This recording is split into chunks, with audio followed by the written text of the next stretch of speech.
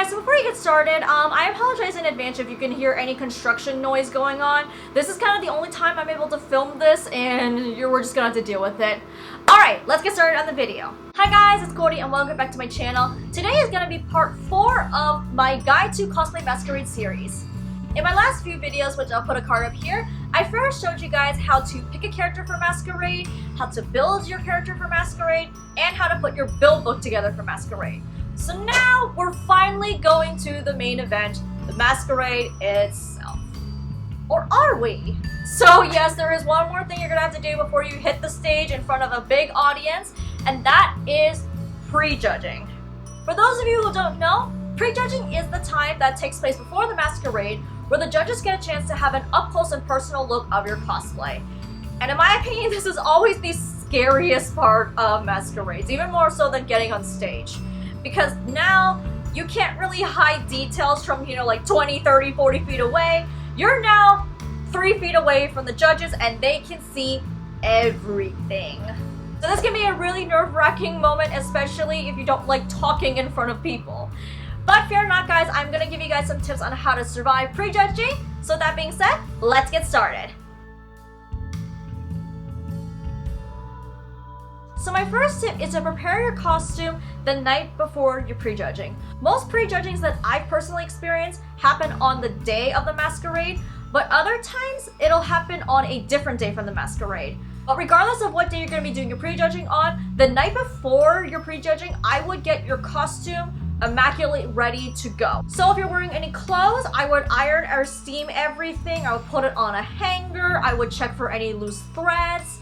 If you're doing any armor, I would check all of your fasteners, I would check your paint job, and if you got some crazy wig, I would, do one final hairspray and put it on a wig head. And as far as getting your costume to the Masquerade, if you have a costume that you really just do not want to wear on your way to the Masquerade, maybe because it's too bulky or you're worried that something is going to get stained, I would maybe transport it in some kind of protective casing. Like in the case of clothes, I would put it in a garment bag on a hanger, or if you're doing armor, I would bring it in like a hard suitcase or a hard container. Things like that, just to make sure that your costume arrives to prejudging in one piece. And for some masquerades like Anime Expo, they will have a curtain off section in the prejudging room that you can go into to change into your costume. So my second tip is to be on time.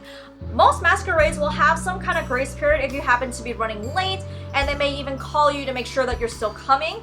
But if you don't make it by a certain point, they may have no choice but to disqualify you. So do your best to get here on time as quick as you can. I'll give you a personal example of mine. I was going to my prejudging for my masquerade for Anime Expo in 2019, but I got stuck in the horrendously long lines that Anime Expo is known for, and the coordinator called me asking, "Yeah, hey, what's going on? Where are you?" And I'm like, "I'm stuck in line!" So they had to send a coordinator out there to come get me and then pull me into the VIP line so I can get let in. It was a mess, and oh my goodness, I'm so glad I managed to make it to my prejudging on time. Okay, so my third tip is to have a rough outline of what you're gonna say. When you do prejudging, you are given a time limit as to how long you get to talk. So usually it's about 5 to 10 minutes. So you really wanna make use of the time that you have in front of the judges. Whenever I do prejudging, to make my life really easy, what I do is I start from the top of my head and go all the way down to my feet. That way I can just kind of keep my thoughts all together because I naturally know where everything is on my body. And a bonus tip for groups, I would coordinate with everybody and figure out like who's gonna say what.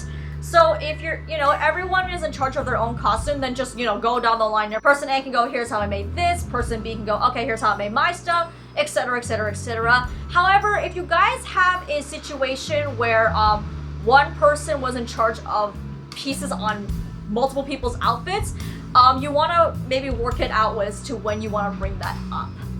If you want to do that maybe after everyone else talks or before everyone else talks, just so you're sure you're not jumping around between everyone in a jumbled mess.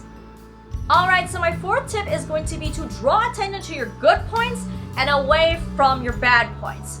No costume is perfect. Everyone is gonna have some kind of mistake. So the best thing you can really do is just to highlight the good points and then just don't say anything about the bad points. Maybe a good point is that maybe you did a custom molding for your effects makeup that's on your face.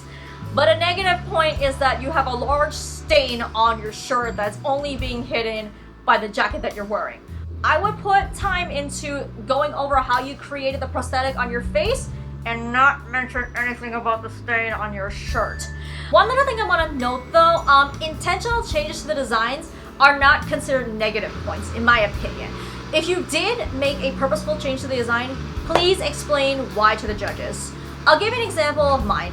When I went to prejudging for my Princess Tutu costume, I did omit a metal hoop that is usually supposed to go in traditional tutus for professional ballerinas.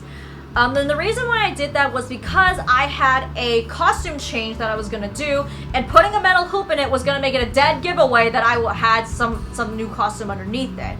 So I didn't have the metal hoop in there, so that way So I didn't put the metal hoop in here, that way the tutu can lie flat when I had the other costume over it. If you want to see how that works, you can check out my Princess Tutu breakdown. One final note I want to put in this tip: if the judges do ask about something negative about your costume, answer truthfully, but don't be self-deprecating about it. Just, just kind of make it seem like you did it intentionally. Okay, so tip number 5, and this is really, really important. Please do not lie about what you made and what you didn't make on your costume. 90% of the time, the judges are gonna know, and we're gonna dock points for it. And even on the slight chance that maybe we didn't catch it, if the organizers find out after the fact that you lied and you won something on that lie, they have no problem taking your prizes back and even banning you from competing at that masquerade ever again. So just please don't do it. It is not worth it. Okay, so my 6th and final tip is just relax. I know that can be extremely daunting to do, especially after all the heavy stuff I just threw at you guys. But really, relaxing is gonna be your best tool in getting through prejudging. I know it can be extremely stressful and you're worried that you're gonna be forgetting something, but really, just relax.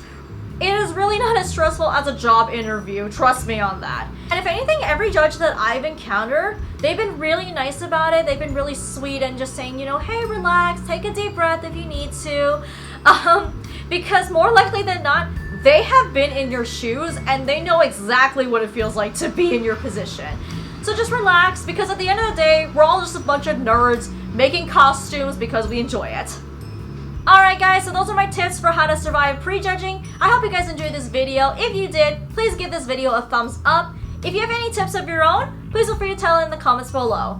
Don't forget to subscribe to see more cosplay videos from me. Or if you want to see me dance, please check out my dance channel. And also guys, I have now launched a Ko-fi account. So if you guys want to support me even more, please go ahead and check out my Ko-fi account and leave a little donation if you wish. I'll see you guys in my next video. Until then, bye-bye!